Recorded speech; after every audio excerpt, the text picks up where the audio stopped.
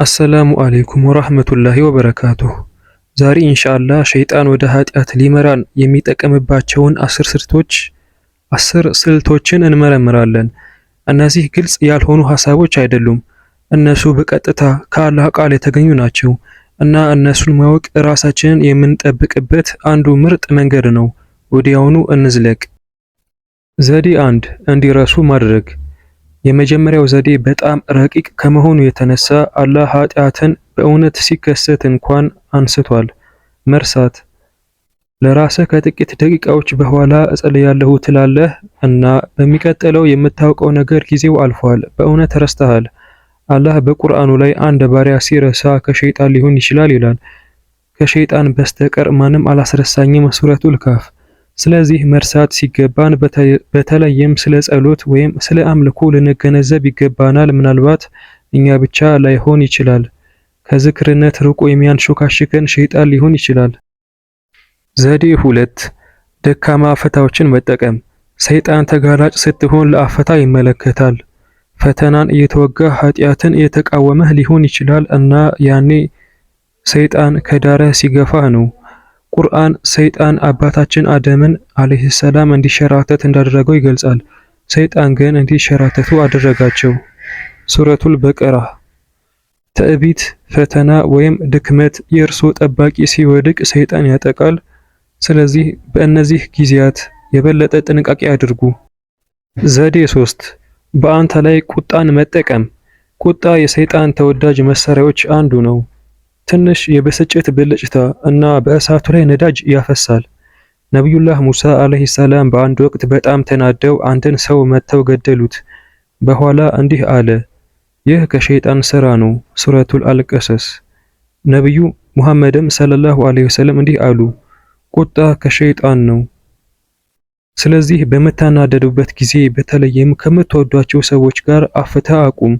ሰይጣን የምትጸጸትበትን ነገር እንድታደርግ እንዲያደርግህ አትፍቀድ። ዘዴ 4 ጠላትነትን መትከል እና ጥርጣሬን ሹክሹክታ። ሸይጣን ሹክሹክታ በጆሮ ሳይሆን በልብዎ ውስጥ። እነዚህ ሹክሹክታ ለመግለጽ ቁርአን በርካታ ቃላትን ይጠቀማል። አንድ ምሳሌ፣ ሸይጣን በእኔና በወንድሞቼ መካከል መጣላትን አደረገ። ሱረቱ ዩሱፍ። ጥርጣሬን፣ ምቀኝነትን፣ ጥላቻን ይተክላል። በድንገት ከምትወደው ሰው ጋር አንድ እንግዳ ነገር ይሰማሃል እና ለምን እንደሆነ እንኳን አታውቅም። ብዙውን ጊዜ ሰይጣን ነው። አስተውል። ዘዴ 5 ደረጃ በደረጃ ወደ ኃጢአት መምራት። ሰይጣን በቀጥታ ወደ ትልቅ ኃጢአት የሚጎተተው አልፎ አልፎ ነው። ይልቁንም እሱ ደረጃ በደረጃ ይመራውታል። አላህ ያስጠነቅቃል፣ የሰይጣንን ፈለግ አትከተሉ። ሱረቱ አኑር። ለምሳሌ እይታ ወደ ውይይት ይቀየራል። ወደ ስብሰባ የሚደረግ ውይይት፣ ወደ ኃጢአት የሚደረግ ስብሰባ። ሸይጣን ከገደል ላይ አይገፈውትም፣ ወደ ጫፉ ይመራውታል። ዘዴ 6 የውሸት ቃል ኪዳን ማድረግ።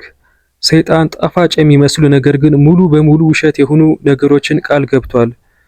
ሸይጣን ቃል ገባላቸው፣ ሰይጣን ግን ማታለልን እንጂ ሌላን ቃል አልገባላቸውም። ሱረቱ ኒሳ።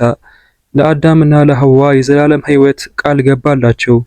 ገንዘባችሁን መጠበቅ ሰደቃን ከመስጠት እንደሚሻል ቃል ገብቷል። ያ ኃጢአት ደስታን ያመጣል። ሁሉም ውሸት። የአላህ ቃል ኪዳኖች ብቻ እውነት ናቸው። ዘዴ 7 መልካምን ለመከላከል ፍርሃትን ማፍራት። ሸይጣን ከመልካም ስራ ለመከልከል ፍርሃትን ይጠቀማል። የተፈጥሮ ፍርሃት አይደለም፣ እንደ አደጋ ግን ምክንያታዊ ያልሆነ ፍርሃት። እውነትን ከተናገርክ ሰዎች ያፌዙብሃል። ሂጃብ ከለበስክ እድሎችን ታጣለህ። አላህ እንዲህ ይላል፣ ከረዳቶቹ የሚያስፈራራ ሰይጣን ብቻ ነው። ሱረቱል አሊ ኢምራን። ስለዚህ ፍርሃት አላህን ከመታዘዝ አያግድህ። ዘዴ 8 ኃጢአትን ማስዋብ። ከኃጢአቱ በፊት ሰይጣን አስደናቂ ያደርገዋል። ከኃጢአቱ በኋላ እንደ ቆሻሻ እንዲሰማውት ያደርጋል። ለአዳምና ለሐዋ ዛፉ ማራኪ መስሏቸው ነበር። ዛሬም ቢሆን ኃጢአትን ሁሉ ምኞትን፣ ትዕቢትን፣ ገላጭነትን ከእውነታው የተሻለ እንዲመስል ያስውባል። ነብዩ ሰለላሁ ዐለይሂ ወሰለም እንዲህ ብለዋል፣ አንዲት ሴት ከቤቷ ስትወጣ ሰይጣን በሰዎች ፊት ያስውባታል። ስለሷ አይደለም፣ የሰይጣን ማታለል ነው። ዘዴ 9 ግራ መጋባትና ትርምስ መፍጠር። ሸይጣን በግርግርና በግርግር ይበቅላል። የአእምሮ ጭጋጋማ ሲሰማዎት በመንፈስ ሽባ ከሱ ሊሆን ይችላል። አላህ በወለድ የሚሰሩትን እንዲህ ሲል ገልጿል። ሸይጣን በመንካት ወደ እብደት እንደነዳው ቆመዋል። ሱረቱ አልበቀራ። ይህ ከጽንፉ ዋሳ ወይም ከኦሲዲ ጋር ሊዛመድ እንደሚችል ምሁራን ይናገራሉ። አንዳንድ ጊዜ ሕክምና ነው፣ አንዳንድ የመንፈሳዊ ነው። ነገር ግን ሰይጣን ግራ መጋባትን እንደ መሳሪያ ይጠቀማል። ዘዴ 10 ስለ አላህ ያለ እውቀት መናገር።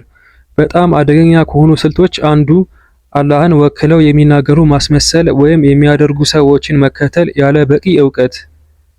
ሰይጣን በአላህ ላይ የማታውቁትን እንድትናገሩ ያዛችኋል። ሱረቱ አልበቀራ። ፈትዋ መስጠት፣ ስለ መለኮትን መጨቃጨቅ፣ ቁርአንን መተርጎም ያለ ስኮላርሺፕ ድንቁርና ብቻ አይደለም ትዕቢት ነው እና ሰይጣን ይህንን ለማሳሳት ይጠቀምበታል። ታዲያ እንዴት እንከላከል ራሳችንን? ቁርአን መሳሪያዎቹን ይሰጠናል። ዱዓ፣ ሁሌም አላህን ጥበቃ ለመኑት። ዚክር፣ ምላስህንና ልብህን አላህን በማውሳት ይጠመዳል። ግንዛቤ፣ እነዚህን ዘዴዎች ማወቅ ብቻ ጠንካራ ያደርግሃል። ኢስቲግፋር፣ ስትንሸራተቱ ሁሌም ወደ አላህ ተመለስ። አላህ እንዲህ ይላል፣ የሸይጣን ሴራ ደካማ ነው። ሱረቱ ኒሳ። እውነተኞች ከሆነን አላህን ፈልጉ እና ንቁነን። እነዚህ ዘዴዎች አያሸንፉንም ኢንሻአላህ። አላህ ሁላችንንም ከሸይጣን ወጥመድ ይጠብቀን፣ ወደ ጽድቅም ይምራን፣ ልባችንን በእውነት ላይ ያጽናን። አሚን።